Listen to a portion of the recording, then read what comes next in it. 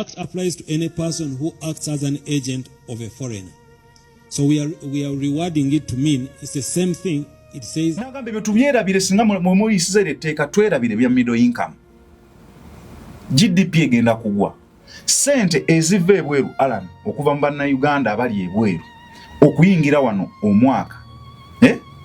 zikola 2.5 billion US dollars omwaka ogwo. Bazita remittances zikola 10 trillion.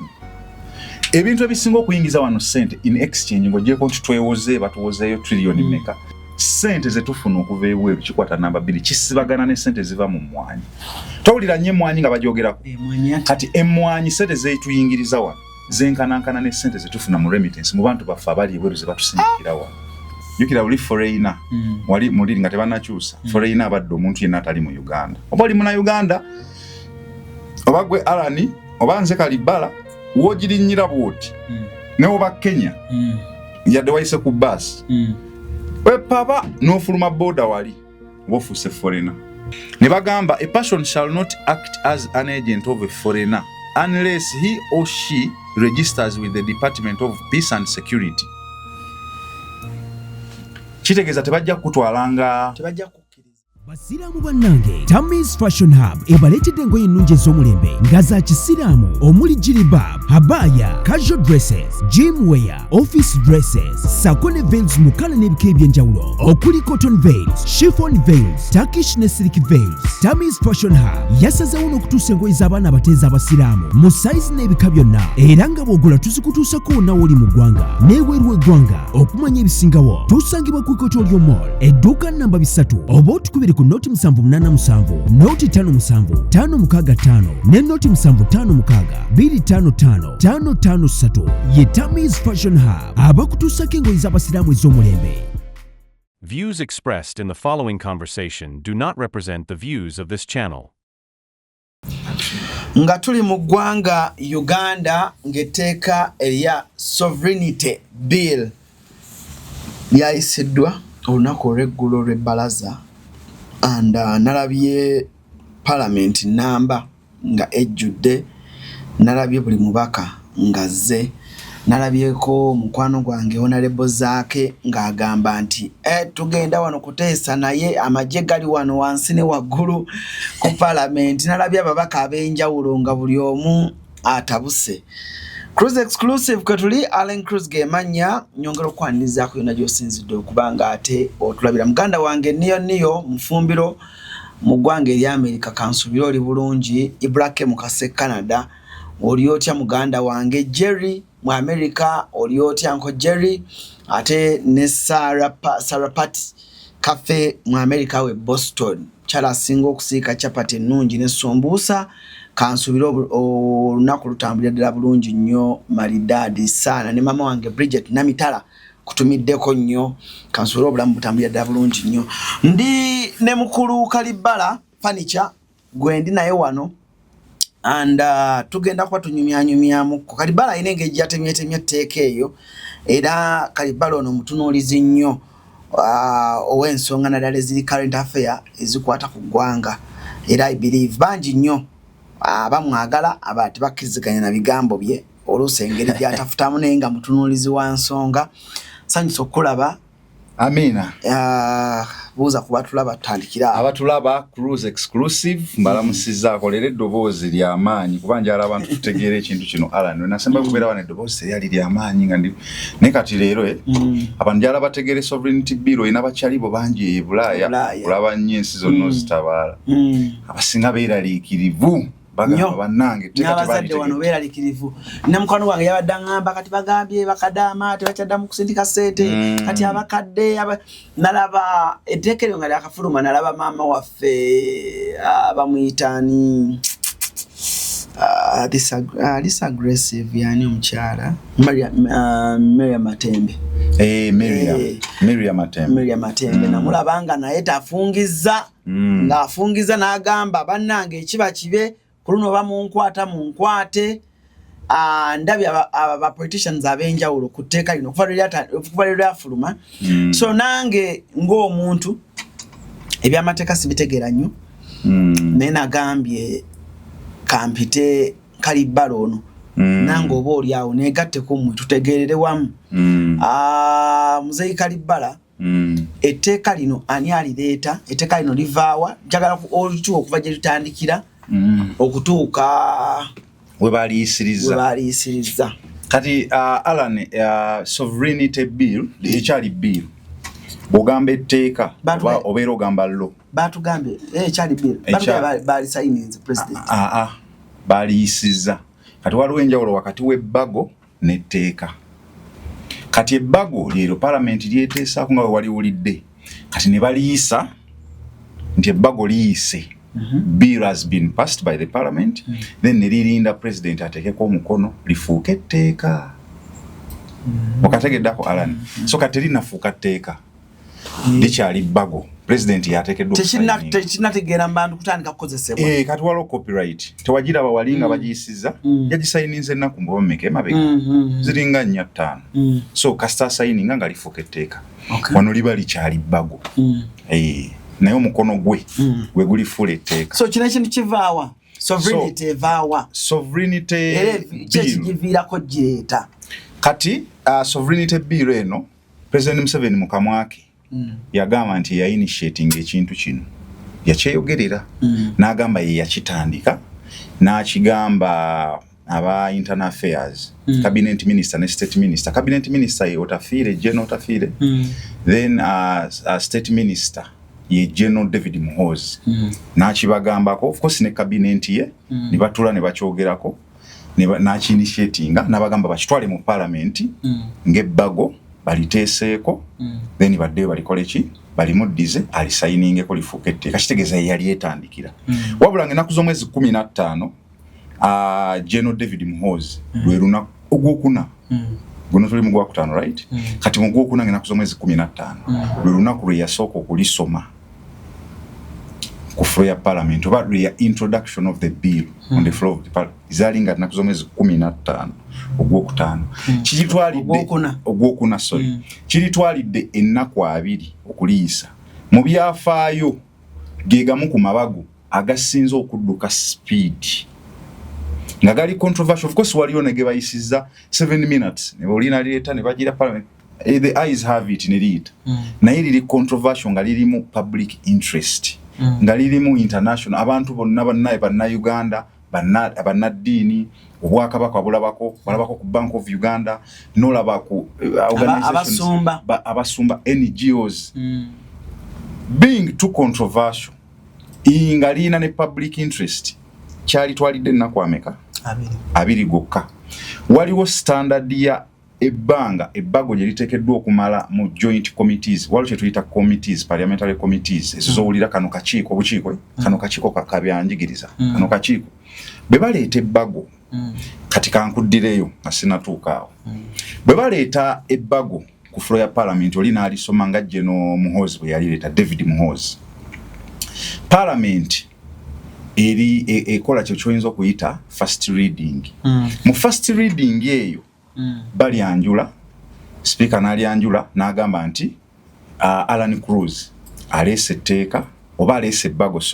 ebbago ku kino na kino na kino era ne baliwa n'ennamba ne balitwala ne bali publishinga mu kyapa kye tuyita gazette awo tuli ku first reading kye tuyita gazette then awo speaker n'alisindika mu joint committees respective committees ezikwasaganya ekintu ekyo kiba kya bya bulimi nga basindika mu committee y'ebyobulimi bwe kiba kya bya music walaba nga basindika mu creatives na biki ogamba basindika okusinziira ebbago kiririko kati lino libadde ku sovereignty nga lirimu okuprotectinga sovereignty kiringa nga wona agamba obwetengereze so bwetwaze waliwo abantu abadde bagamba mbu ekitegeeza Uganda bulijjo terina bwetwaze obwetwaze is independence but sovereignty is obwetengereze oyinza okuba oli independent Alan nga bw'oli wano naye nga tolina bwetengereze ng'oli independent Alan naye nga ate decision gwe omuntu nga onakola decision ate osooka kwebuuza ku mukyalawo ng'era ne bakyali bo bakimanyi nti oyo Alan talina naawe talina kye yeesalira nga bakulaba ovuga n'emmotoka oyina n'amaka oyina n'abaana oli independent naye nga toyina bwetengereze nga decisions ezisinga z'okola ina abantu bosoko okwebuuzaako oyo Alan waba teyebuuziza ku maama olowooza alina kyayinza okukitegedde maama we ali influential nnyo era maama waso oba taata we oba mukwano gwe naye nga toweetengeredde so sovereignty kitegeeza kwetengerera okitegeera kati kino kigwa mu committees nga kubanga otunuulira President Museveni yali initiatinga yayagala wave abazungu bano ba foreigners balekerawo okuinterferinga ne mu issues zaffe ez'ebyobufuzi, political issues, social issues, economic issues ne diplomatic issues. Engeri gye tukwataganamu n'ensi endala. Kati nga olaba luno olutalo nti Iran erwana ne America ne Israel. Kati nga Uganda esobola okwetengerera n'esalawo gwewagira. Nga tesoose kubaako gwe yeebuuzaako. Haffe tuwagira Iran oba Israel. Whichever. Kati obwetengerezo obwo president bye yali asinga okukola ki okutunuulira. Then ne bano ba foreigners abakwate ssente ne baziteeka mu byobufuzi oba ne baziwa abannauganda ne ba influencinga oba ne ba interferinga n'ebyobufuzi byaffe oba ebyenfuna byaffe oba embeera z'obuntu okitegeera kati nga bayagala okukola ki okuregulatinga kati nga ebbago lino liteekeddwa okugenda mu bukiiko bubiri joint committees bbiri akamu kaali ka defense and internal affairs akalala nga ka legal and parliamentary affairs kati wetuva mu first reading nkuddirayo wali speaker abasindika ebbago balisindike mu ezo committee ezivunaanyizibwa kati ndigendayo ne baliteesaako on record ekitone ennyo Alan ebbago limala mu committees ekitone ennyo nga onagamba standard time terika wansi wa nnaku 45 nga baliteesaako mu committee gwe mwezi gumu n'ekitundu lino lyamazeeyo weeks bbiri nga lya speed nerikomawo mu second reading ebiseera ebisinga amabago nga gana gali controversial batera kugayisa ku reading yakusatu third reading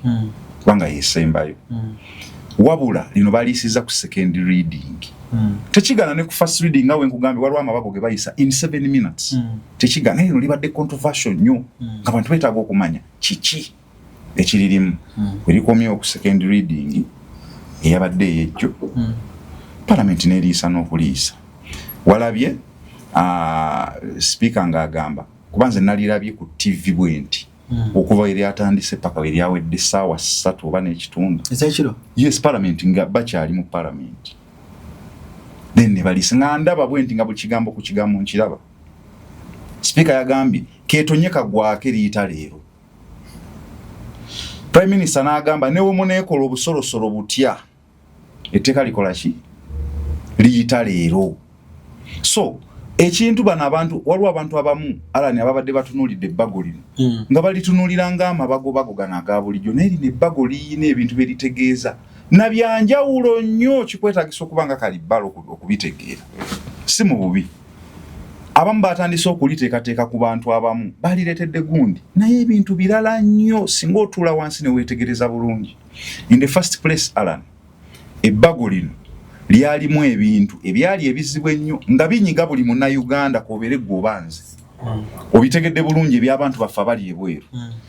bagamba kambi kusomeremu wano ebyasooka bye balongosezaamu pulezidenti alyoka biryoke bisparkinge Alan abantu bondoza bakubirako nga batidde abange bankubirako mu Uganda tewaliwo family talina muntu ali bweru kale at least abeere Dubai kale yadoomu Saudi kale Oman kale nga obe Kuwait obe Qatar taliyo mu Uganda yonna ekyo akisi tukimanyi n'abo mu kyalo tubayina bakwata ne batunda embuzi ne bagiwa omuwala waabwe yatudde senior 6 n'agendawo tobalamanyi gwobamanyi abasinga mikwano kitegeeza buli family yonna mu Uganda libadde ligikwatako kyobola abantu babadde balinza okuwulira kakati so mukusooka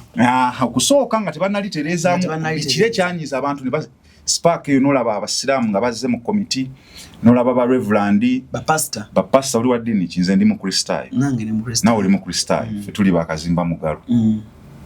alabye abavubuka nga bamugiraagira wabirabye mu America ebivubuka ebyo byatujooze naye kakati nomulaba nga nabo bazze walabako abasiraamu nga bazze walabako pastor Serwadda nga nayazze kati kubanga bano be bantu abamu abasinga okufuna sente okuva mu ba foreigners. Okimanyi bulungi nnyo wano Alani wetugenda mu Kereziya mu kanisa nze nawe tuli bakkanisa tuwaayo mutwalo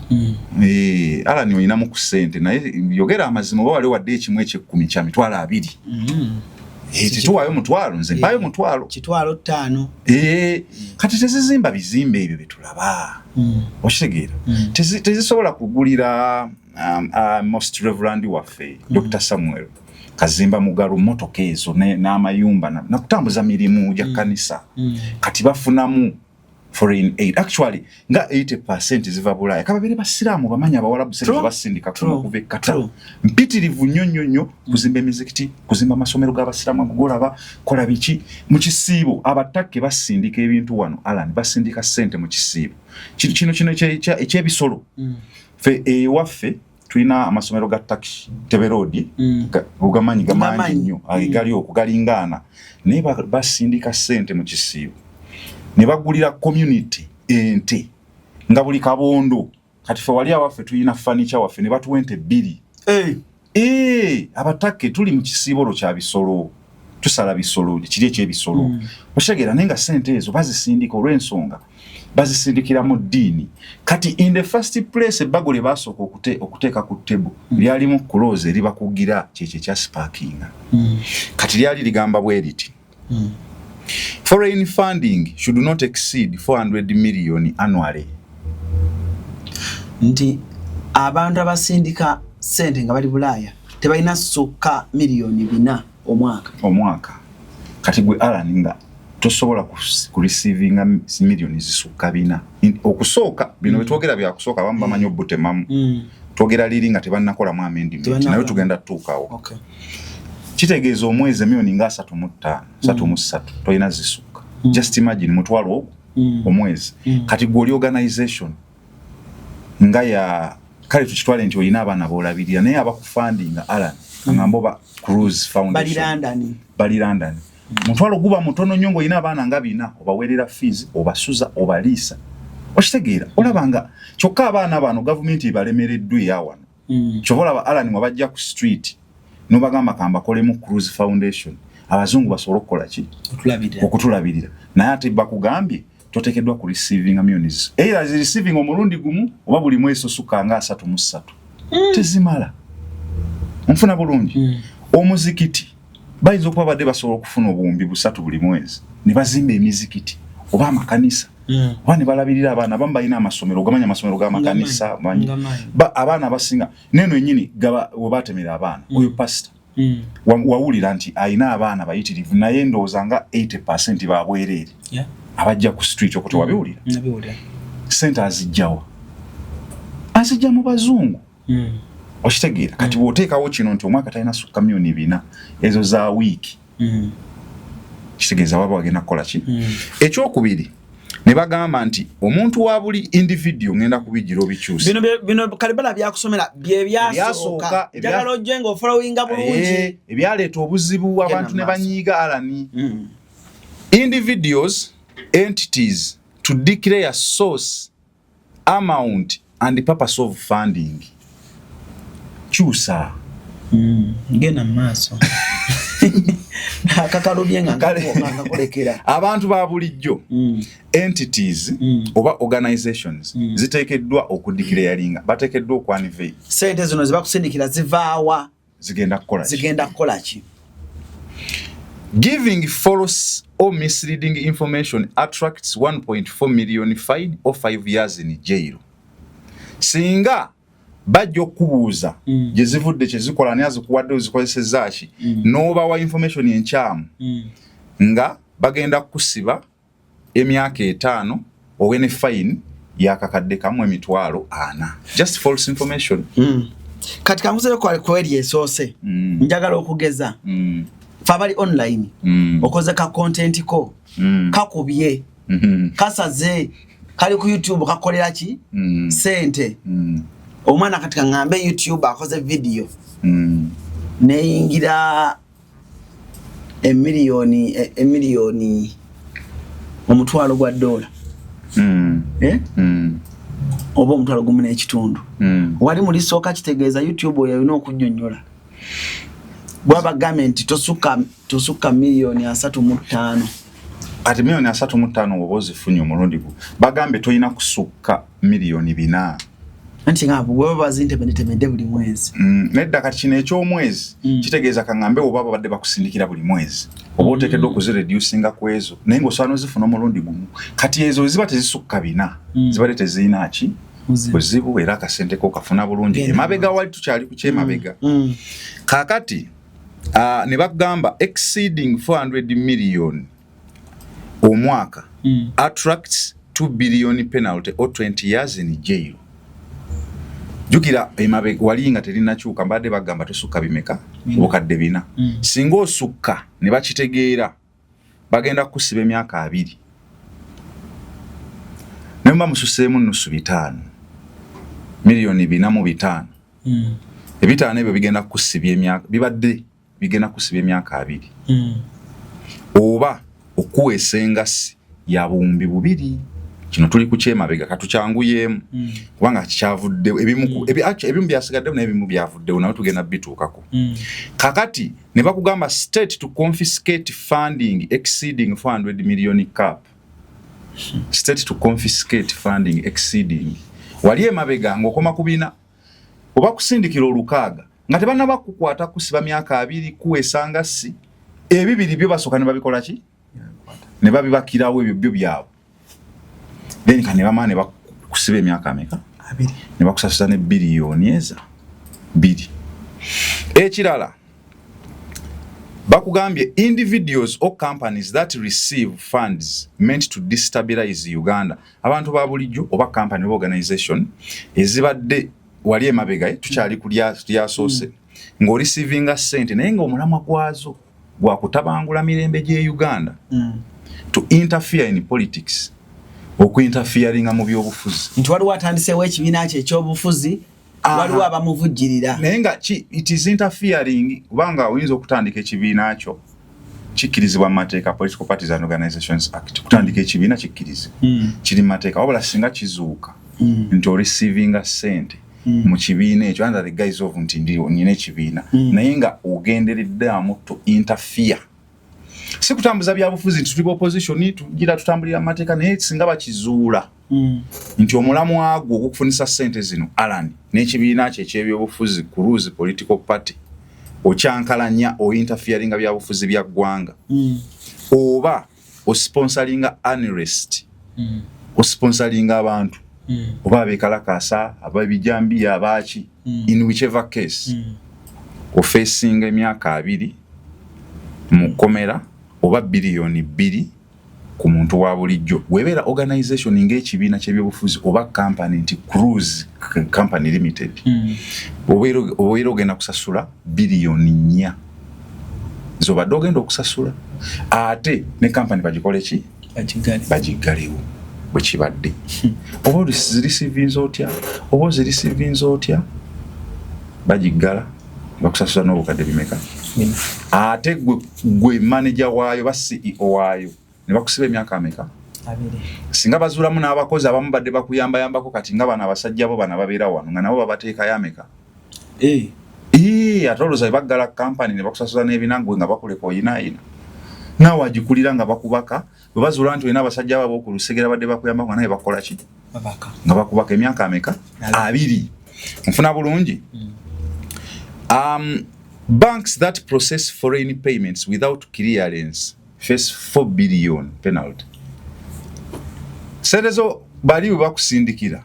sente kwa account ku banka zate tumenya linnya banka yonna singa banka eyo processing sente zo ne bazikuwa n'ozijjayo nga tesoose ku reporting mu internal affairs billion eza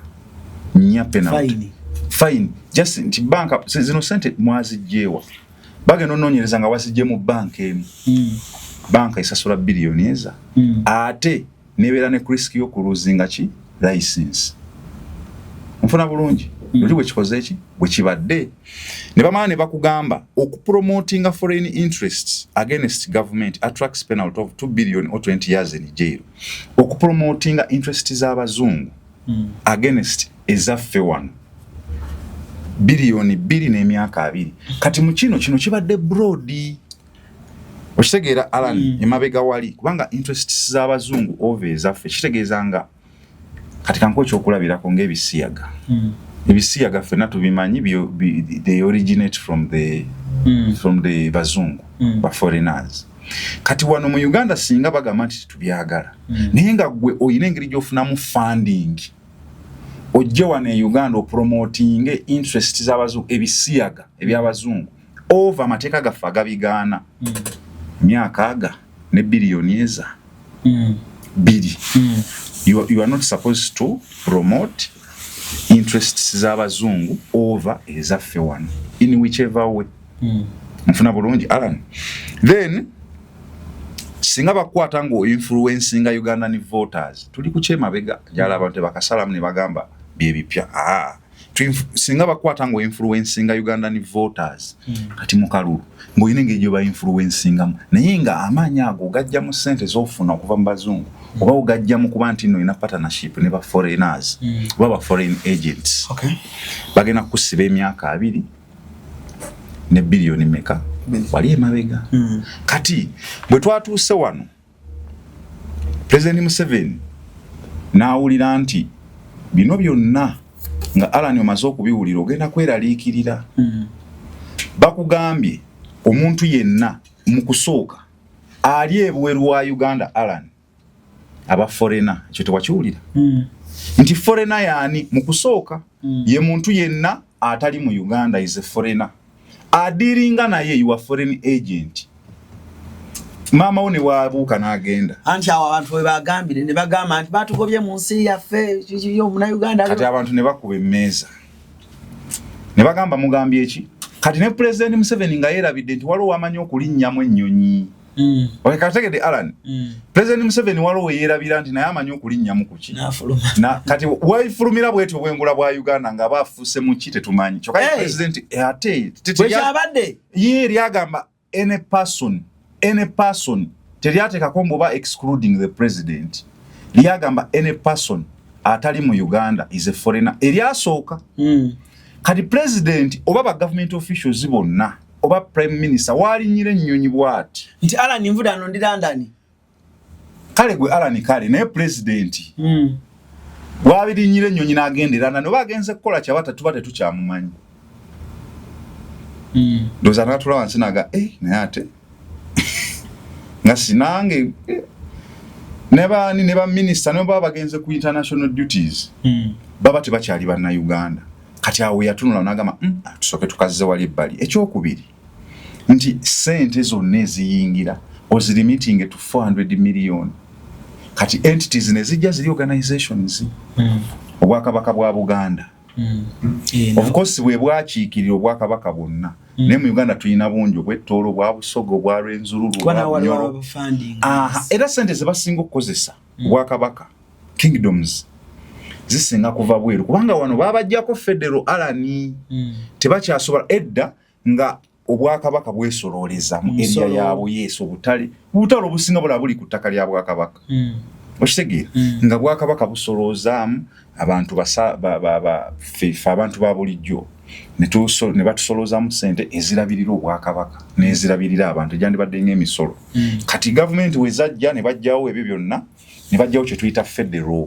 obwakabaka ne bubeeranga buteekeddwa nabo kusabiriza busabiriza okubeerawo nti gavumenti eya wakati sente zeesolooza central government kwe babawa balina sente ze babatera mu budget buli mwaka balina billions nzerabiri ne buli bwakabaka bulina sente ze bufuna okuva mu gundi kitegeeza nti tezimala bafuna sente okuva mu foreign funders okutambuza obwakabaka olaba obwakabaka bwa Buganda kabako ya ine nkwatagana enjawulo ne UN aba UNAIDS abo abachi USAIDS bayina engeri gye bakola ki UKAID bayina engeri gye batuyamba mu wano bwakabaka ne busobola okutambula nabo bukuba emmeeza bugamba miliyoni just imagine Obwakabaka ng'obwa Buganda oluusi babakolera n'ensisira z'ebyobulamu ebyo byonna bibeera mu foreign funding. Okitegeera bw'otunuulira emisinde simanya amatikkira bw'otunuulira biki ebisaakaate ogenda okubitunuulira bw'oti ng'abantu abafanding ebintu ebyo beebweru kubanga gavumenti ya wano erina akatono nnyo keebawa. Kati teeberezaamu organisation ng'ey'obwakabaka bwa Buganda ng'omwaka erisivinga miliyoni 2. Ago simafuta ga Beene gokka. Ago Beene sigaavuga gokka ne konvoyi ye mu myezi nga 3. Kati obwakabaka bwa bugenda beerawo buti. Onfuna Alan. Then n'olaba ab'amadiini. Twakyogeddeko dda nga tutandika. Nti ab'amadiini baakuba emmeeza Imam Kasozi yaliwo mukwano gwange. Yaliwo mu komiti. Najja n'ayogera twalabako ku Pastor Serwadda, twalabako ku Bakristaayo, Abakatuliki, aba Seventh Orthodox ne bagamba miliyoni 4. Just imagine Obukatuliki bwonna ng'omwaka tebuteekeddwa kusukka miliyoni 4. Omwaka gwonna. Ago mafuta ga Semugerere Archbishop just ga motoka yi kati ebirala ani anaabitambuza ate nga temulina ssente ze mubawa. Nze ne Alan tuwaayo mutwalo ate tulwa nawo oluusi okugenda mu kkanisa okusaba. So abaana abeerawo batya n'olaba NGOs Sarah Birete wamulabako Dr. Sarah Birete nga naye azza akiikiridde NGOs nga naye agamba ffe NGOs tuli non-government temutuwa ssente you don't fund us. Kyokka ebintu bye tukola biyamba eggwanga kubanga NGOs nnyingi zirwanira eddembe ly'abakyala, eddembe ly'obutonde, eddembe ly'abaana abawala bokka abaana bonna awamu. Waliwo NGOs ezirwanira mu bannamawulire, waliwo ezirwanira abasiriimu ebyabalema biki naye ssente ezo ze bafuna zivaawa ziva bweru. Onfuna bulungi Alan. Kati abo nabo ne bajja n'olabako Governor wa Bank of Uganda ono ye yasinga okutema bakiyita goye mu kibya ye yasinga okuzibula n'abennyini bali amaaso kubanga yakugamba bw'ati Alan Governor naye yavaayo Governor wa Bank of Uganda ye yasinga n'otuyamba kulina ebbago n'azibula ne President amaaso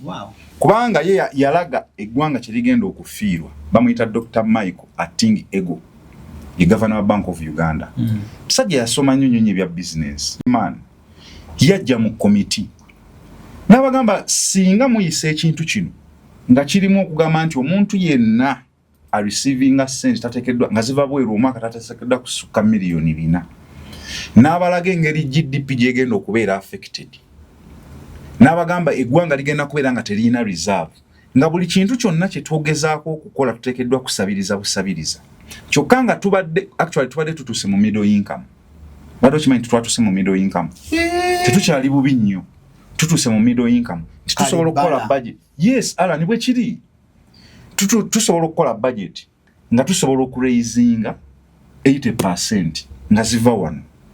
Then netwewolawula yawo 20% ne foreign funding. Of course waliwo abamu abatuwaayo mikwano bawero wishers.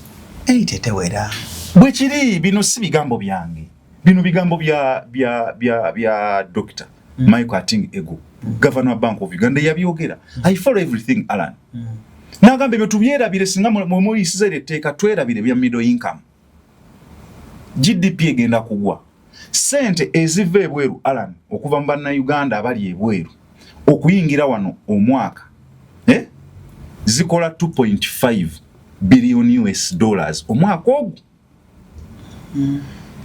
Sente z'owulira nti abantu baffe batusindikidde wano zikola 2.5 billion US dollars. Muza Uganda ze trillion 10 trillion. O America nakuwa Saudi nakuwa Dubai nakuwa UK nakuwa bazita remittances zikola 10 trillion. Ebintu ebisinga okuyingiza wano sente in exchange ng'ogyeko nti twewoze batuwozeeyo trillion meka naye nga in exchange tulina kye tuwa nabo balina kye batuwa. Ebisinga okuyingiza wano sente ekisinga ze sente zetujja mu gold yasinga okuyingiza wano sente e Uganda Alan bado kimanyi walowuliddeko ebirombe bya gold obiwulira nnyo oba tobiwulira? Mbiwulira. Gold yasinga okuyingiza wano sente. Ekiddako remittances mu Uganda mu economy ya Uganda sente zetufuna okuva ebweru kikwata namba 2 kisibagana ne sente ziva mu mmwanyi. Tawulira nnyo emmwanyi nga bajoogerako. Kati emmwanyi sente zeetuyingiriza wano zenkanankana ne ssente zetufuna mu remittance mu bantu baffe abali ebweru ze batusindikira wano. So osobola okumanya engeri gye tubadde tugenda okubeera affected singa basigadde ebbagero bali emwanyi ekwata kyakusatu bisibagana byonna bireeta 2.5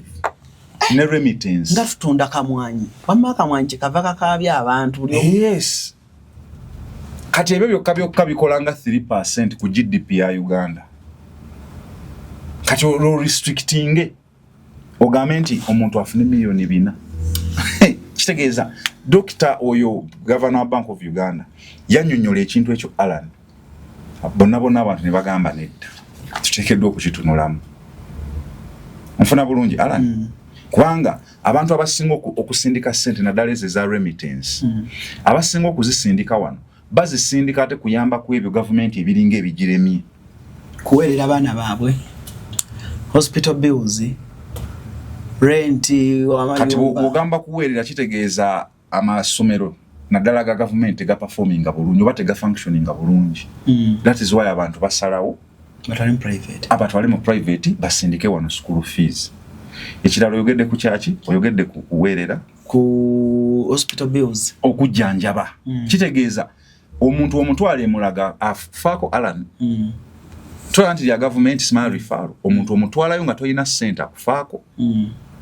era abantu banyize nali ngenzeeyo sijja kuwa story eyo maybe njajjiwa lulala naye oba toyina mu ssente omuntu akufaako kitegeeza omuntu waba ayina omuntu weereebweru asobola okusindika akasente Alan ne bamutwala nakaserwa ne bamutwala mu ddwaliro eddungi okitegeera so kati mulimu school fees hospital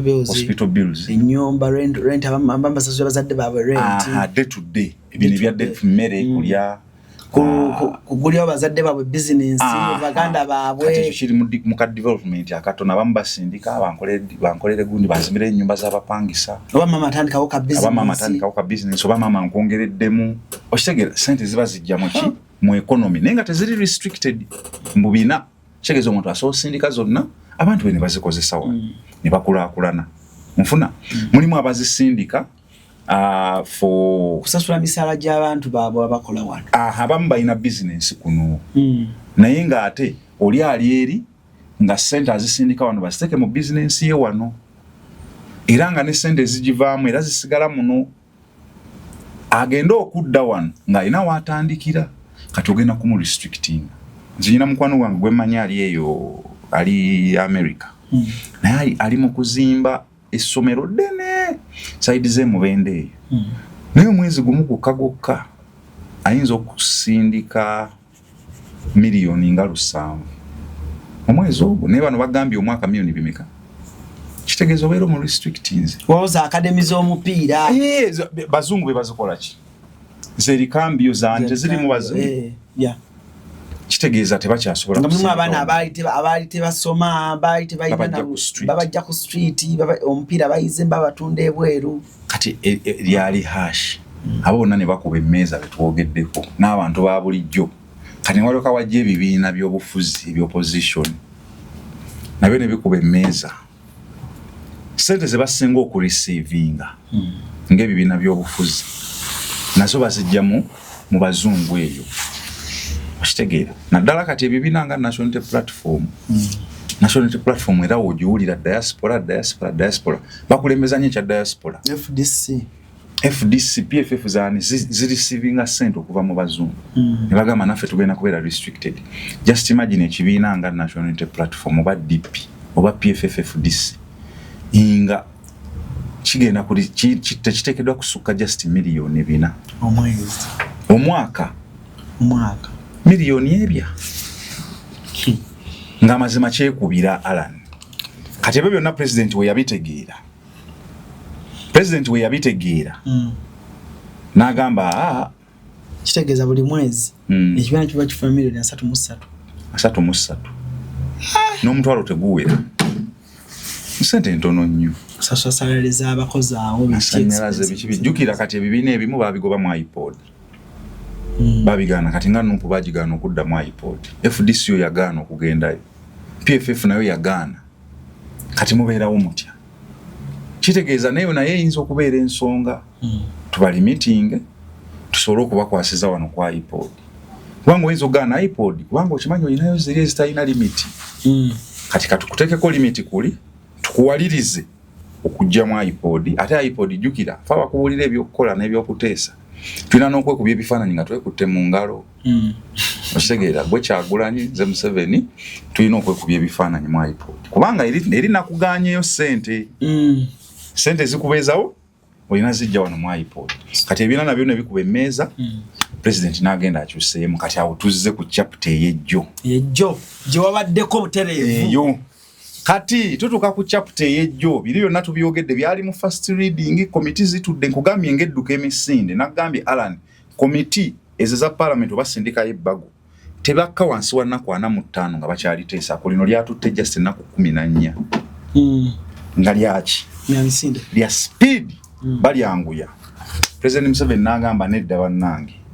ekintu byempulira ya postinga ku mikutu gye socials n'agamba mpulira olwali andikerere yabiwandika mu Luganda post yali ya Luzungu naye we yatuukawo n'agamba I'm hearing a lot of kerere and olwali about the sovereignty bill ku X ku X n'agamba naye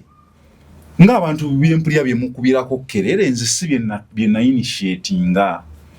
kiki n'agamba yali etandikira ebbago ye yayina kyali agalamu nawe tugenda tuukawo ng'agamba nti nze nali njagala ku protectinga sovereignty ya ggwanga omulamwa gwange nga president sayagalako kunyigiriza bannayuganda baliwa bali Bulaaya nabali wano nga bakolagana n'abali eri sayagalako kunyigiriza bannaddiini mbusimamu ssente zaabwe musimanya tuba restricting kibagambangako yabeegaana manyi ye yamasalinga politics w'abanyampi omumanyi Alan awomunyonyodde bajja musanga eyo ku kagundiko yamasalinga politics oyo w'abanyampi politics oyo nti gwosobola okweyambula ekintu mubeera ku lujjuliraawo tata n'ayisa tata bw'ayisa oli wagira bw'ati gwasonga muggwe sina kindi gwe newejja wanze nzaayi guyisiza omuko omukyamu tata nga yali wali aserisi yena ayitamu awo kati ekyo yakimastaringa waba ye yakinitiating ateekeddwa okuba ne be yabibagamba wabula kasita kya backfirinze n'akyeyambula n'agamba eso kibatumangako sibalagirangako kunyigiriza bannaddiini sibalagirangako ku restrictinga ssente bannayuganda ze basindika wano sikyogeranga nako abantu bareceiving essente ze baagala naye sibagambangako nti omunnayuganda avudde wano n'agenda eri abaafuuse foreigner nakibagambirawa n'alagira chief whip Hamson Obua ye nampala wa government n'alagira attorney general Kiryowa Kiwanuka oyo abeera ssaabawolereza wa government ye advisor chief advisor legal advisor w'eggwanga era yamwa advise ku byamateeka bino byonna n'abalagira baddeyo mu kiwandiise second reading bakolemu ki bakolemu ennongosereza ne bagenda mu bukiiko obwo legal and parliamentary affairs n'aka defense and internal affairs ne bagamba nti nedda bino tuze tubikyuseemu nga balina David Muhoozi ya introducing ebbago lino ebyo ne babikyusaamu kati olunaku ne lutuuka olw'ejjo olunaku olwatuusa olw'ejjo baatandise ku makya walabye security yabaddewo walabye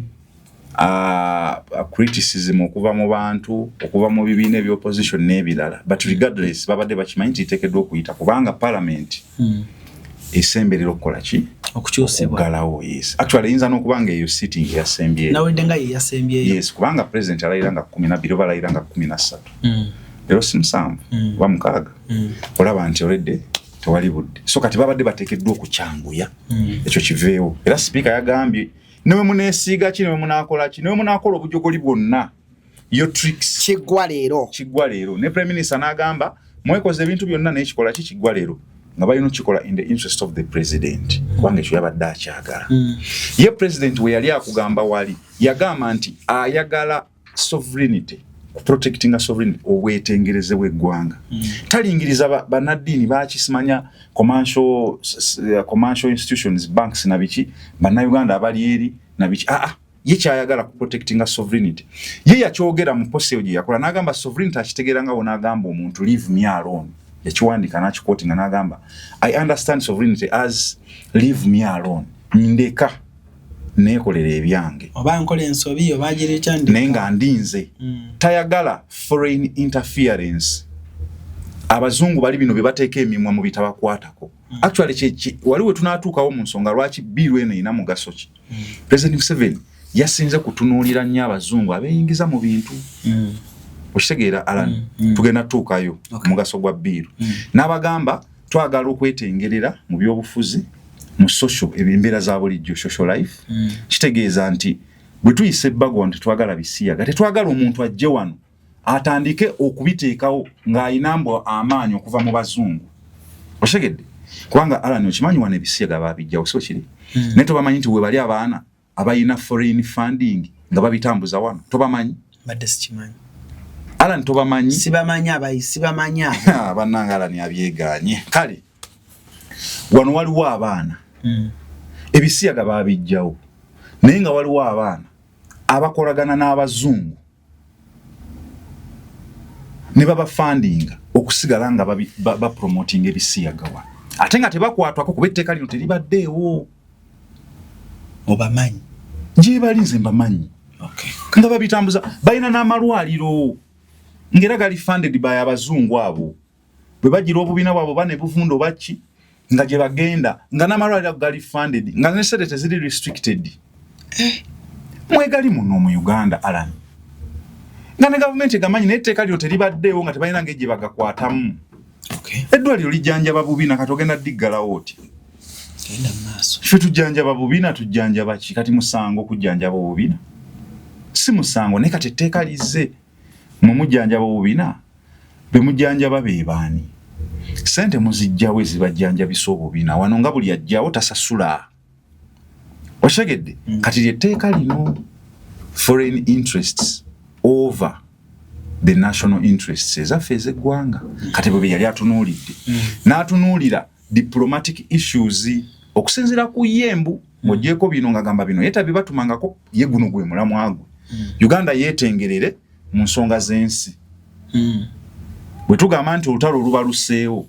ffe tuwagira Isirayiri nga tetwetaaga ate tutandika tugamba nnyo nanti kakati mugire bwe muti lwaki muwagidde Isirayiri nga walombo abagamba ebintu bino ne mu West Africa bibaddeyo nnyo France eyo ng'erina engeri gye influence ngamwe ebyobufuzi by'omu West Africa era bano abasajja ba Ibrahim Traore bano abato bano be bazze bagezaako okulaba nga bateekawo sovereignty eyo obwetengereze n'abazungu bano baatuwa independence naye baatusigalamu nga buli decision yonna gy'okola era ya byabufuzi eri social oba ya byanfuna oba eri diplomatic osooka kubeebuuzaako se nga bakyogera n'okyogera kitemwatwebuuzizzaako naye ng'ensi eri independent eri sovereign nation kati bino Museveni bye yali atunuulidde n'atuma Attorney General Attorney General n'agenda mu kakiiko n'abagamba bino na bino tubikyuseemu then tugenda ku second reading yabadde ey'ejjo second reading ne bakyusa clause dine bago lyabadde ne clause 30 bakoze amendment ku clause 28 28 clauses ba clause kiki mu Luganda obuwaayiro oba ano oli musoga nayo nsinzeemu awaate siwe kiri obulinga obuwaayiro kawaayiro koona wano akategedde Alan kati obuwaayiro lyabaddemu obuwaayiro 3 bakoze enkyukakyuka ku buwaayiro 28 kitegeeza enkyukakyuka yabadde y'amaanyi kawaayiro number 1 ne bakyusaamu kawaayiro number 2 ne bakyusaamu kawaayiro number 3 bina ne bakyusaamu kati kanko wano be bakyusizzaamu kyabadde kika parliament ogambye yagaddewo saawa 3 n'ekitundu ez'ekiro kati zino highlights mu bye bakyusizzaamu basoose ne badefininga foreigner yaani jukira uli foreigner wali muliri nga tebanakyusa foreigner abadde omuntu yenna atali mu Uganda oba oli muna Uganda oba gwe Alani oba nze Kalibala wogirinyira bwoti ne oba Kenya yadde wayise ku bus we papa n'ofuluma boda wali ofuuse foreigner era adiringa naawe ne waba baana bo be walese wano wofulumira leero baba diringa namugwira n'omugwira kitaawe okitegeera emabega kati wano bakyusizaamu ne bagamba foreigner ye muntu atali non-citizen muntu atalina butuuze bwa Uganda is a foreigner either ali bweru ba wano is a foreigner oba company yonna oba organization yonna ngeri foreign registered company oba registration foreign registered company oba organization eyo nayo bagitwala nti ebeera foreigner okitegeera kitegeeza omuntu atali mutuuze oba company oba organization eri registered naye nga yaba foreigner wano mu Uganda oba eri naye bagitwala nti oyo abeera foreigner ekyo nakyo bakikyusizaamu kitegeeza bajjeewo kiri nti ekyomunauganda atali wano aba foreigner ekyo kyavuddewo tusigala tuli bannayuganda oba oliwa tusigala oli muki actually waliwo ne MP omwe yabuuzizza n'agamba ate abantu abalina dual citizenship nti Alan ayina ye France nakulabako Paris Alan ayina ye France manyo girina togirina oba obuzaabuza twagala bakutegeera nti Alan ayina ye France ayina ne ye Uganda ne bagamba era asigala muki munnauganda n'oba oyina ey'omu America naye ng'ate oyina ne ye Uganda wano tukusooka kukonsideringa nti oli muki oli munnayo okujjawo nga toyina yawano kati ng'okero bw'abadde okero abadde alina problem nti abadde ali mu kusaba busabi butuuze bwa wano musajja wattu okitegeera tewali mwattu so kati kitegeeza nti wonna wobeera ng'oli citizen wa Uganda tobeera foreigner ekyo kimu ekyokubiri ne bagamba ani gwe bayita agent of foreigner luli agent of the foreigner ye muntu abadde akolagana n'omuntu yenna atali mu Uganda obadde agent of foreigner ati basoose ne bakijjawo nti omunauganda yenna atali mu Uganda asigala munauganda kireza oba odiringa naye you are not an agent of foreigner bakijjeewo bw'aba taatawo odiringa na taatawo si toli agent wa foreigner okitegeera ekyo bakijjeewo ne bagamba nti foreigner ye muntu oba representative oba omukozi oba omuntu nga afuna orders afuna request afuna supervision okuva owemugwira nga yamufandinga bwe bayita agent of a foreigner nkaddemu agent of a foreigner bakugambye ye muntu oba agent a representinga oba representative oba employee omukozi owa foreigner oba nga ba foreigners be bakufandinga kati ba foreigner tubategedde be bagwira batali batuuze kati wobeera omukolera ng'oli employee we oba ng'oli representative we ng'olina womu representing kati kale katugambe nti cruise oyina ekibiina kyo representinga wano mu Uganda naye nga kyabazungu oba oli ambassador oba oli ki kitegeeza obeera oli ki oli agent of a foreigner wali emabega agent of foreigner babadde bagamba buli muntu yenna akwatagana n'omuntu atali mu Uganda oteekeddwa okugenda compulsory ne weewandiisa nga agent of foreigner kati kyavuddewo ne bagamba si kyabuwaze wiringira osobola okugenda no registering nga agent of foreigner yoyo omuntu nga ddala b'okolera oba b'orepresentinga oba ebirowoozo by'abantu by'okaringa si bannayuganda awo by default obeera agent of a foreigner waliwo ababakolera ne obeera okola kati nga kaŋŋambe nga ku embassies zino ziri wano obeera agent of a foreigner okitegedde kubanga b'okolera si bannayuganda oli be bakozesa oba olina b'orepresentinga in whichever way oba olina ekitongole ky'olimu naye nga abakifandinga si bannayuganda obeera agent of a what foreigner kati bakigonzezzaamu nekitegeerekeka nti olina kuba nga odiringa n'atali munnayuganda ne bagenda ku kyokubiri ne bagamba nti agent of a foreigner apublishinga information eri false oba naparticipatinga mu kikolwa kyonna ekiweakeninga ekinafuya oba eki-undermininga oba eki-damaginga economic system oba viability y'eggwanga accommitting offense jibayita economic sabotage nga kitegeeza nti baba bagenda kukuba fine bagikendeezezaamu fine luli ebadde ye billioni 2 ne bagikakkanyamu nebeera ku kawumbi kamu n'emyaka egibadde 20 ne bagikakkanya wano mu amendment ne gifuuka emyaka 10 oba byonna either osasula akawumbi kamu oba ne bakusiba emyaka 10 oba byombi n'osasula akawumbi n'okusiba ne bakola ki ne bakusiba. Kati webeera organization kuba kati kino kya muntu nga Alan bakitegedde nti olina enkwatagana ey'enjawulo oli agent wa foreigner obakolera oba ba representing oba biba kufundinga naye ng'omulamwa gw'okufundinga ogwo gwa kupublishinga false information ku ggwanga kati publishing ndozo kitegedde naawe kikwata mu singa ogenda ku mikutu gyo gino n'oteekayo information yenfu ku Uganda naye nga information yenfu kizuuliddwa nti okolera ba foreigners bagenda kusiba emyaka 10 oba okusasula akawumbi kamu oba byombi okutambuza palapase omusasulire kale singa palapase omutambuza ng'oli independent nga Alan tukitwala nti otambuza bibyo naye singa kizuuka ng'okikolera bazungu bagwira awe wali tagali kati ekigendera ky'okutabangula eggwanga nga wali abagwira bakuwa information gwe n'ogitambuza kale gwe lyetabangulire nga tolinaamu bagwira eyo bajja kuwandolinga bulala bibyo naye singa olitabangula ng'olinamu baki abazungu okusingira ddala we bakikoze eki bwe bakitadde ne bagamba a person shall not act as an agent of a foreigner unless he or she registers with the Department of Peace and Security. Kitegeeza tebajja kutwalanga tebajja kukkiriza nga agent of a foreigner nga toli registered. Kitegeeza buli muntu yenna kati buli muntu yenna ng'oli wano naye ng'okimanyi oyina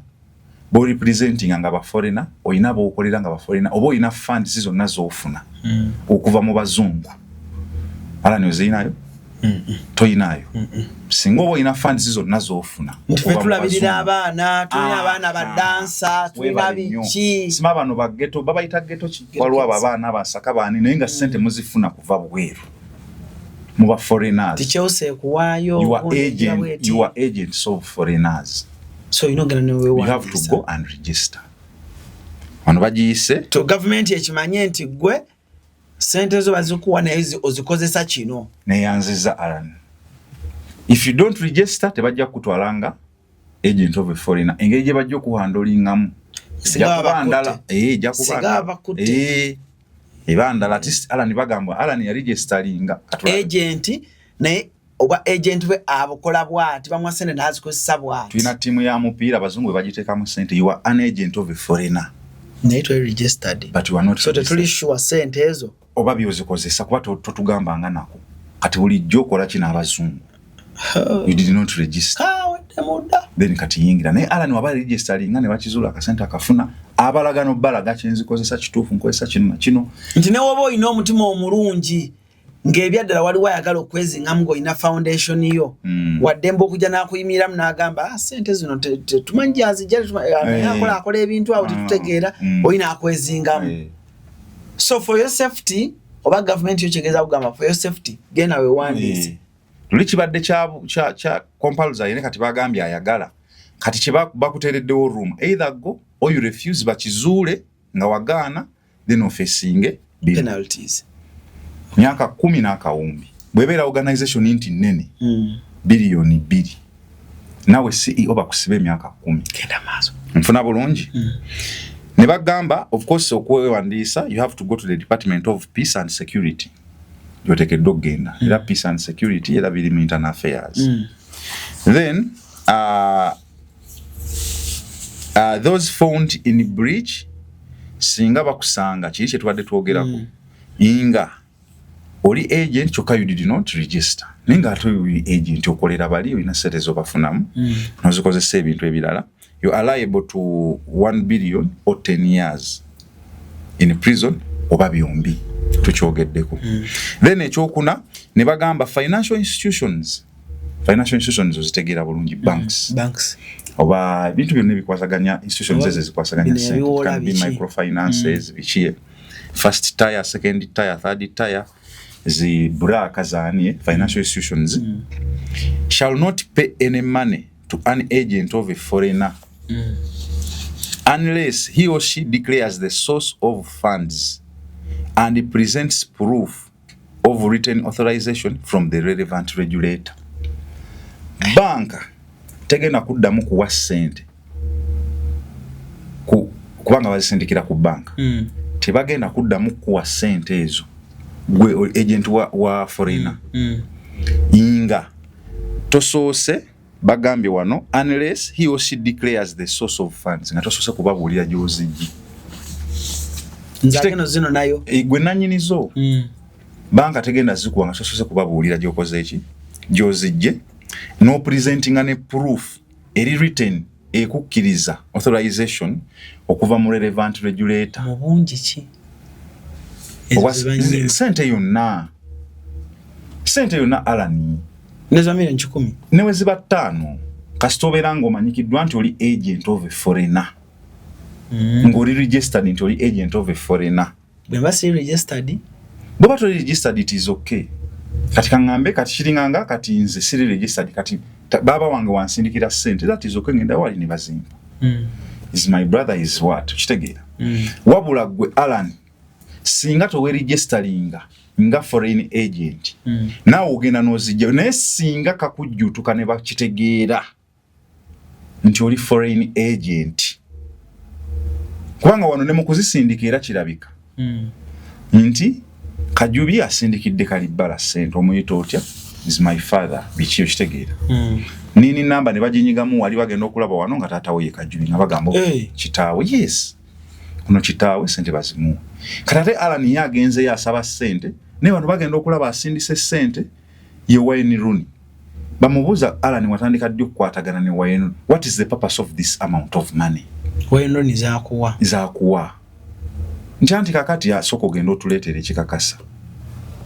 nti ddala asente azikuwadde lwa nsonga zino oba toli foreign agent ate olina genda mu Ministry of Internal Affairs noli okufuna authorization kati oyinza okugendayo ng'ebbanga lino lyonna obadde teweregisteringa nga ate nga sente ozifuna kati ng'empinguzi sente oziviirako ddala ng'ate omyansa kuba beera baba bagenda kutrackinga Alan we twamugamba nga teyadda yalaga wamusoke mu munoonya ate nga sente ziva mu bazungu kati nga bakunoonya kwanga zibeera address omuzungu azikusindikidde nsindikidde onaabeera wano bagenda omunyigamu nti Nelson bagiteekako ndi musindikidde aziteeke mu Cruise Foundation kyokka toyina bbaluwa ekukakasa nti oli agent of a foreigner kyokka bamba ina foundation ninge byadda teziriiyo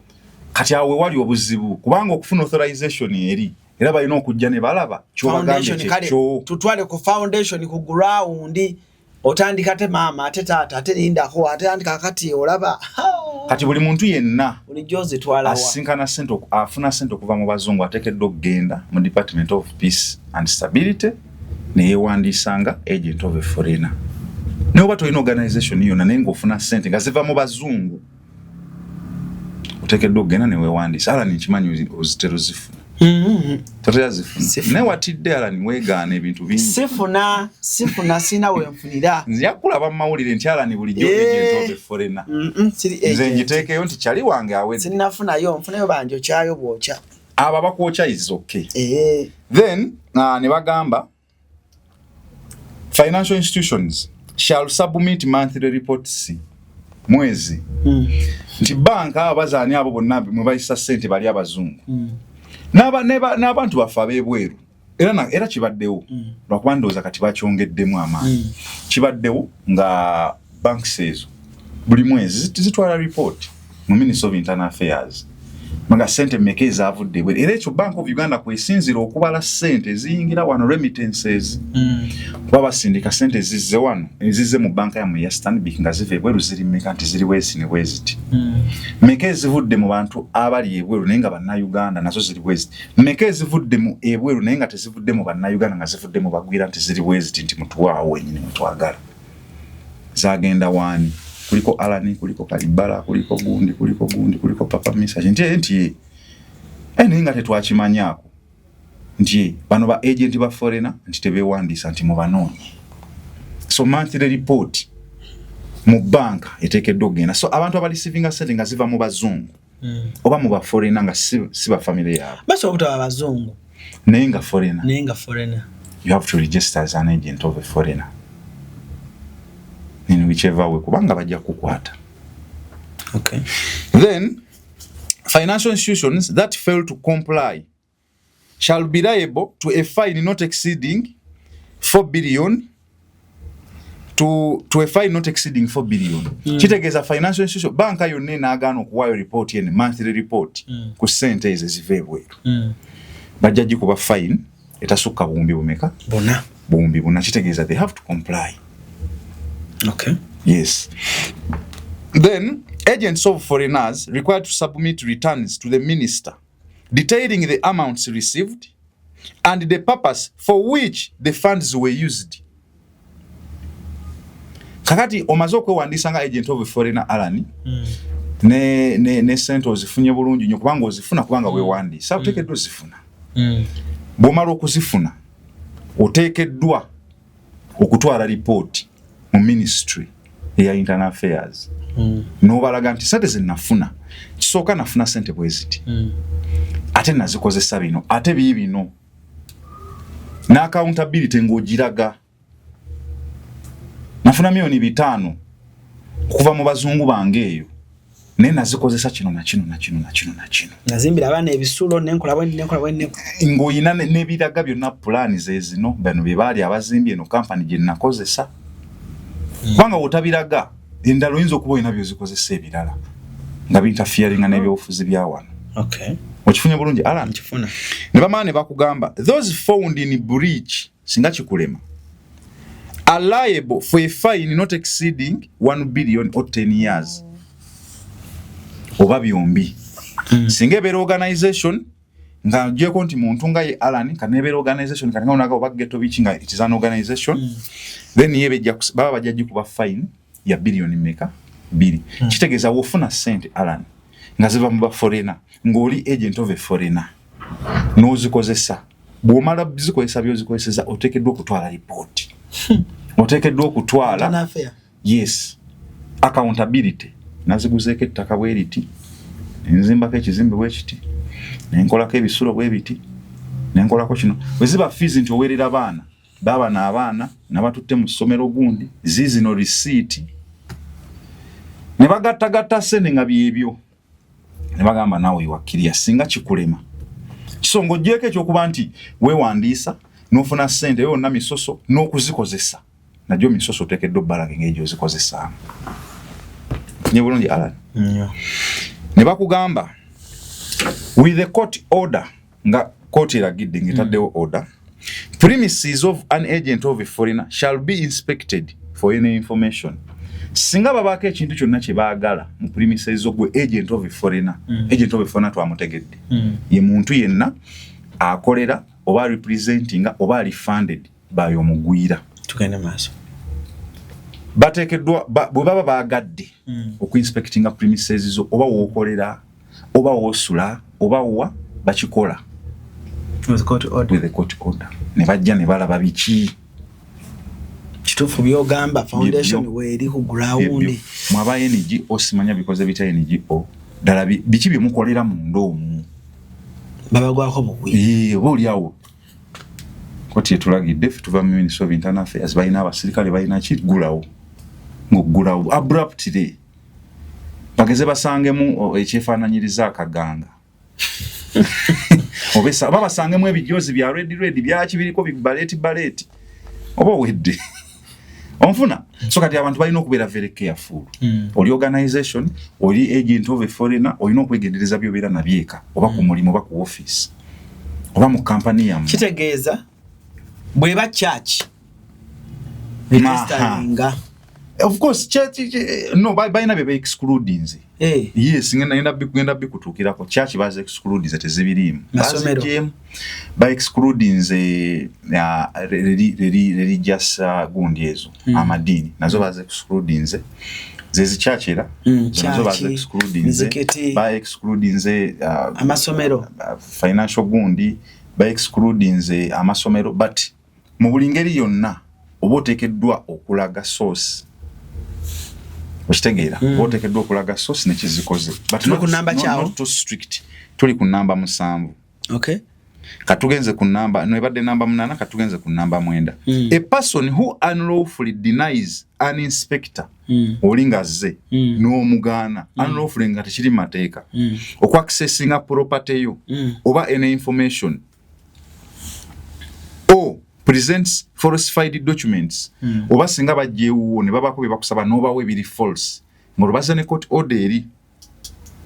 shall be fined not more than 40 million. Just ekyo kyokka kubuzaabuza nga be bakusaba si byobawa nga bazze wali ku premises zo ne court order okuinspectinga bajja kukuba fine etakka wansi etasukka miliyoni 4 oba okusiba emyaka 7 oba byombi.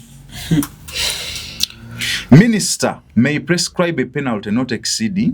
40 million. Nti minister wano yalina obuyinza gamba nti katukube atuweeye 15 oyo atuweeye 15 kale ebipapula agize biringa ebigundi naye si nnyo kale tweweziti tukwaniriza ku Kasirye Breeders Emitiana wogenda okusanga ennunda y'ente eri ku mulembe n'omutindo omulungi. Ente zaffe enteeketeekeranga za lulyo omuzungu zayita pedigree mu bika ebyenjawulo omuli Flick View, Holstein, Friesian, iShare wamu ne Jersey breed ezigenda okuwa amata okutuuka ku liita 36 ne liita 46. Jangu ku faamu yaffe oyiga okulunda ente z'amata osobola okwenogera ku nsimbi. Bw'ogula ente zaffe z'amata ng'era oyize n'okuzirunda ky'oteekamu ky'ofuna. Tukubire ku noti 7556 86 39 38. Osobola n'okutugoberera ku YouTube oba TikTok n'osobola okumanya ku byonna ebikwata ku kulunda ente z'amata. Kati bw'omala wano tuli ku 10 bw'omala okweregistaringa nga agent of a foreigner waliwo certificate gye bakuwa ebere baamuwali mu ofisi yo. Kati certificate eyo wano bakugambye nti eri valid 2 years ya myaka 2 gyokka. Kitegeeza nti buli luvannyuma lwa myaka 2 olina okuddayo bakuwe certificate ekakasa nti gwe oli agent of a foreigner okolera baki bagwira oba representing abagwira oba oli funded by bagwira. Onfuna bulungi. The person or entity in question shall apply to the minister 3 months before expiry for renewal. Singo ogiraba nga ebuzaayo emyezi 3 eggweko janguyirawo ogende wa minister o applying for renewal ereke kuggwako bajja ba inspecting nga yaggwako olubeera okikola mu bukyamu ekyokudiringa n'aba foreigners olwo okikola mu bukyamu awo etteeka likwatirawo myaka 2 mwaka gumu n'obuwumbi kawumbi kamu n'emyaka 10 kiba kikutte kitegeeza tolwawo tolina kulinda. Okitegeera wano ne bagamba where one feels the certificate was cancelled erroneously he shall seek legal redress in court. Andi bajja nazisazaamu singa bakizuula nti bintu bye tebitegeerekeka bazze ku gundi oba biri false bikibasoosazaamu certificate yo ewa agent yo wa foreigner gituwe ne bagisazaamu wabula singa bakuteereddewo osobola okuddukira singa okitegeera singa ogamba nti bagisazaamu mu bukyamu so gena mu court ne bagikuddiza certificate yo. Then we tugenda ku 11 certificate of registration is liable to cancellation or suspension where it is discovered the agent of a foreigner gave false information at the time of application. Wali mu kusaba singa oba bakizuula nti oyinamu wawaawo information etali ntuufu kuba bakubuuza bingi bakizuula nti gwe wabagamba ekitono ennyo abazungu bo bakusindikira obukadde nga 5 omwezi wabula bagenda okukiraba nga ate baba mu kawumbi tebasindika nga kozi kawansi wezo kitegeeza baba bawa false information so basobola ogikansolinga oba ne bagisuspendinga tewali fine mu kwekyo wano bagambye nti of course fines mweziri singa baba basobola ogikansolinga basobola n'okusiba false information ojjukira miliyoni 4 togajjukira ogajjukira oba emyaka 7 nekisinziira basobola okugamba nti okke kale tumuleke naye yo tugitwale tokyali agent oba ne bagitwala n'emyaka 7 ne miliyoni 4 ebyo byonna bisoboka. Wano ne bakugamba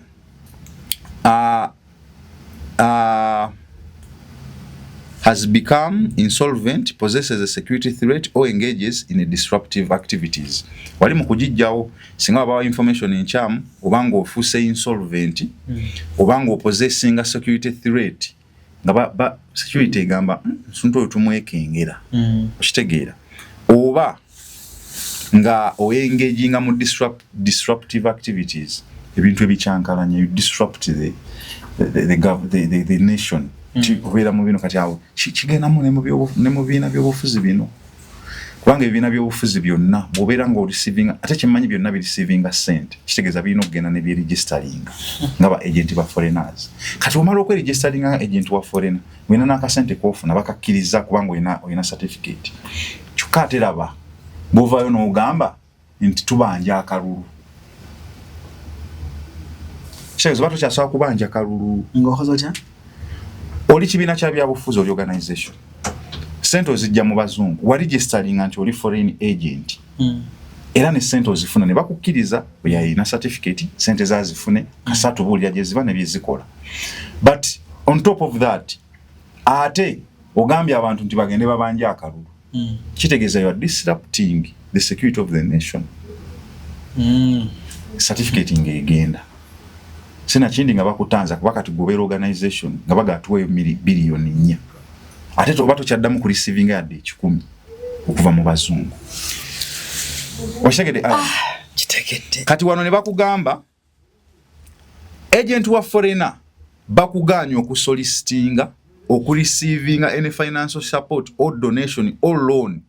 from a foreigner exceeding 4 million in a calendar year without declaring the funds to the minister. Gwaina certificate yeyo bakugambe tofuna sente zonna ezisukka ebina omwaka nga tolaze kizigenda kukola ki kitegeeza ekya miliyoni 4 kisigaddewo ku bano ba agent wabula osobola okuza exceedinga singa obabuulira eno excess kyegenda okukola okitegedde nti ebina omwaka babayinza obutabikubuuzaako olina certificate yo ziva mu bazungu etizokke wabula singa oyagala okwekisidinga ebina nti amunange ne abazungu bange bagala okunsindikira obumbi bumeka busatu then genda okibagambe nga tebanazisindika nga tebannaba yes obabuulire tolinda zimale tuuka ku account ati rubo bumenye etteeka osussa ebina ate nga tobabuulidde ensonga yaazo so kubabuulire muzungu wange agala kunsindikirayo obumbi busatu ne mwali mwatugamba bina naye kiza kino na kino ziza wadde atusindikira zibadde za mmere naye kati ayagala tusindikira za kizimbe nti n'alaga ne wali message zonna zemwogera n'omuzungu plani biki byonna ne company mwazifunye edda local construction oba cruise construction company byonna nga weebiri n'omugamba kyekino nti then nezijja bw'omala kizimba oba mu process y'okuzimba era n'omutwalira report eri accountability gye nagambye ey'omwezi nti buli step gye tutuuseko yeno katuli ku musingi tusasanyiza bweziti okwewala okuzikozesa ate ebinaataataganya eggwanga oba nfunye Alan so kati abantu bwe balina okukitegeera ennyo ne bakugamba persons found in wrong are liable to 1 billion or 10 years or both organizations billion 2 nti gwe banaakwata kiri kyogambye nti singa zigwako nga tonnabagamba ezisukka ebina bw'oba muntu buntu myaka 10 n'akawumbi bw'obeera organization ziba billion meka 2 kati esembayo an agent of a foreigner who receives funds for disruptive activities including overthrowing government of Uganda or endangering national security is liable to 1 billion or 10 years or both. Oli agent of a foreigner nayo sente ozifuna kutaataaganya mirembe gya ggwanga oba overthrowing a government. Kati overthrowing a government ani akitegeera oba ani akiraba kitegeeza ye government yennyini. Osobola n'okuba wazifunye mubanga oggulaba okola birala yo nejja negamba ffe tukizudde nti oyagala kusuula government. Ffe tuzudde. Oli agent of a foreigner oyina ne certificate n'ate twakulabye nga okutte sente ocontributinze mu kibiina ekimu ekituvuganya. Obaddeyo zaaki siza kusuula government nti then kati oyo mumukwate. Kitegeeza agent of a foreigner oli bad oba bakulemesezza okwenyigira mu byaki mu byobufuzi osege akateze zimu ku nsonga agent wanyigira mu byobufuzi kubanga ebyobufuzi naddala nga bya opposition so bina abantu babadde propaganda badatambula